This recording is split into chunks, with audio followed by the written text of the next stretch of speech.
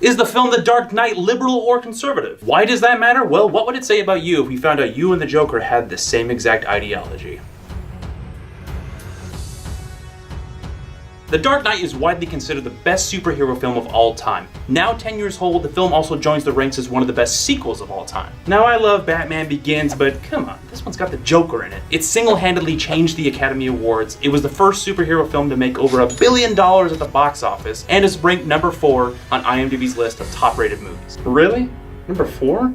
I mean, I like it, but jeez, number 4? Clearly this film was a massive hit with audiences. When a movie makes this much of an impact on our culture, it's gotta be said there's something more to the film than just another Batman adventure of him running around trying to get rid of a bomb. Instead, you save that bomb plot for the next film in the trilogy. Some days you just can't get rid of a bomb.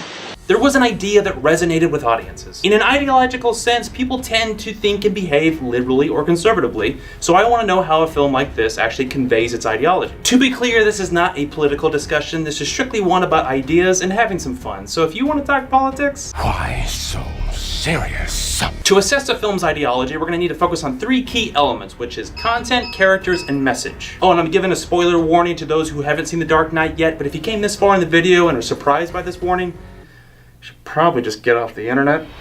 Content. The Dark Knight is an epic crime saga about Batman's ethical struggle to stop the Joker from destroying Gotham City. The film was rated PG-13 for intense sequences of action, violence, and some menace. People have argued that this film should have been rated R because, let's be honest, it does get pretty intense at some points. Where are they? But I personally think a 13-year-old could handle this. Man up! Director Christopher Nolan uses classic filmmaking techniques to tell the story, with the one exception being that he used IMAX cameras for some of the action sequences. Although that is indeed a more liberal idea, this is still old school filmmaking at its best. If I'm judging it as a standalone movie and not as a sequel or a Batman film, which indeed would probably put it in the category of being more liberal, I'm gonna say the content is more conservative. Characters.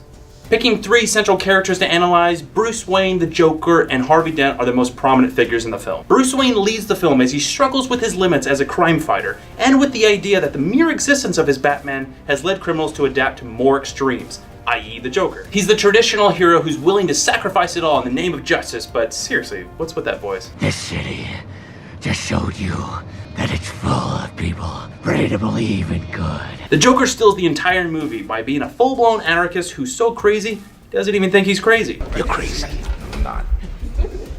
No, I'm not. His radical philosophy outsmarts Batman at every turn, and he believes that anybody can be as evil as him. And he proves it in Harvey Dent, Gotham's district attorney, who's so desperate to take down criminals but finds himself being pushed to his limits when the Joker kills the love of his life. Harvey ultimately becomes the second villain of the movie, Two-Face, and is the focus of the story's climax. I just want to know where he found his original suit after the burn accident. I mean, look at that, he's got the suit and tie, everything. Where in the world did he find that? Although the Joker is pretty consistent in his philosophy throughout the whole movie, Harvey Dent and Bruce Wayne definitely go through some major changes, including straying from hardened principles. It's not about what I want. It's about what's fair! So I'm gonna say with the character arcs that are seen in the film, it's definitely a little more liberal on this side. Message. The Dark Knight is a classic story of good versus evil, but it's also about what makes us good and what makes us evil. Needless to say, Batman films have come a long way since the ethical use of a credit card. 7 million. Never leave the cave without it. When all is said and done, good triumphs over evil and Gotham is saved, but not without some personal sacrifice from our heroes. All of these ideas seem to be more traditional themes, so I'm gonna say the film's message is more conservative. So with a final score of 1 to 2, I have to say The Dark Knight is actually a more conservative film. This is not to undermine the liberal qualities that definitely propelled this movie to be the mega blockbuster that it is, but come on, the main hero is a rich billionaire.